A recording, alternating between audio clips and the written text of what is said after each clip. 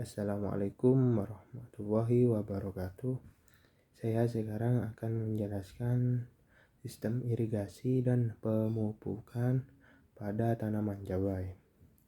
Pendahuluan.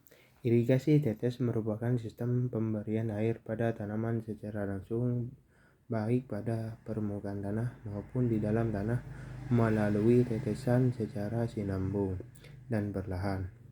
Irigasi tetes hanya memberikan air pada tanah di dekat perakaran saja, tidak pada seluruh areal penanaman. Kombinasi irigasi tetes dengan mulsa plastik dapat memudahkan pemberian pupuk dan air secara efisien sehingga hasil panen menjadi lebih tinggi. Metode penelitian. Benih cabai merah ditanam di bedengan yang ditutup dengan mulsa. Pemupukan dilakukan dengan pupuk dasar, yaitu 100% fosfat, 50% nitrogen dan kalium. Kemudian sisanya dengan fertigasi melalui irigasi tetes setiap minggu. 50% nitrogen dan kalium diaplikasikan 10 kali. 5% setiap minggu. Pemasangan driplin dilakukan sebelum pemasangan mulsa plastik. Pupuk kandang 10 kg per bedeng dan pupuk dasar 100% fosfat, 50% nitrogen dan kalium ditebarkan di atas bedeng kemudian diaduk dengan tanah. Pembahasan. Kandungan unsur fosfat dan kalium pada lahan percobaan masing-masing sebesar 19 ppm, termasuk ke dalam kategori tinggi menurut kriteria umum penelitian data analisa sifat kimia tanah yang dikeluarkan oleh Pusat Penelitian Tanah. Akan tetapi kondisi ini hanya mampu menunjang pertumbuhan vegetatif tanaman atau tinggi tanaman hingga umur 5 hari sesudah tanam, dan diameter batang tanaman hingga umur 3 hari sesudah tanam. Hal ini dapat terlihat dari tidak adanya respon tanaman hingga umur tanaman terhadap dosis pemupukan sampai umur tersebut.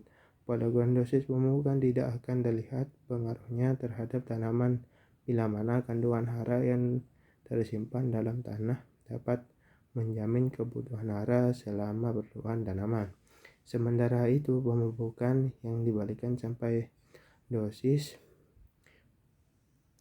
berpengaruh secara linear pada tinggi tanaman melalui umur 6-10 hari sesudah tanam dan diameter batang tanaman mulai umur 5-9 hari sesudah tanam.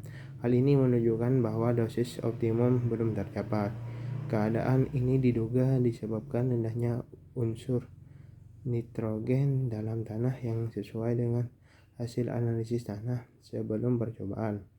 Unsur nitrogen merupakan unsur hara yang sangat berperan dalam pertumbuhan vegetatif tanaman. Tinggi tanaman cabai masih terus meningkat secara berubah walaupun peningkatannya tidak terlalu tinggi.